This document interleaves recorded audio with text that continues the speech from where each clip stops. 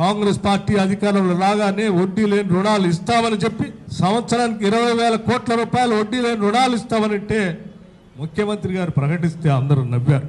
ఇది సాధ్యమా అన్నారు. సాధ్యాన్ని అసాధ్యం అనుకున్న దానికి సాధ్యం చేసి కేవలం 20,000 కోట్లు కాదు 26,000 కోట్ల రూపాయల వరకు ఇప్పటికీ వడ్డీ లేని రుణాల్ని ఈ రాష్ట్ర ప్రభుత్వం వచ్చిన దగ్గర నుంచి మనం మీ అందరి సమక్షంలో ప్రతి శాసనసభ నియోజకవర్గ సమక్షంలో ఆయా శాసనసభ్యుల చేత మహిళలకి వడ్డీ లేని రుణాల పంపిణీ కార్యక్రమం పెద్ద ఎత్తున చేస్తూ ఉన్నాం. దాంతోపాటు ఆ వడ్డీ లేని రుణాలతో పాటు వాళ్ళ వ్యాపారాలకు కావాల్సిన అన్ని అందించే కార్యక్రమం చేస్తూ ఉన్నాం. నిన్నటికి నిన్న మీరు చూశారు ఆ రోజుల్లో బతుకమ్మ చీరలని నాణ్యత లేని చీరలు ఇస్తే ఆత్మగౌరవంతో బతకాల్సిన మహాలక్ష్మిలాగా చూసుకోవాల్సిన మహిళలకి మనం ఇటువంటి చీరలు కాదు కావాల్సింది, ఆర్థిక భారం ఎక్కువైనప్పటికి కూడా మంచి చీరలు ఇవ్వాలనేటువంటి ఆలోచనతో ఈరోజు సాక్షాత్తు ముఖ్యమంత్రి గారు కేబినెట్ అందరూ ప్రత్యేక శ్రద్ధ తీసుకొని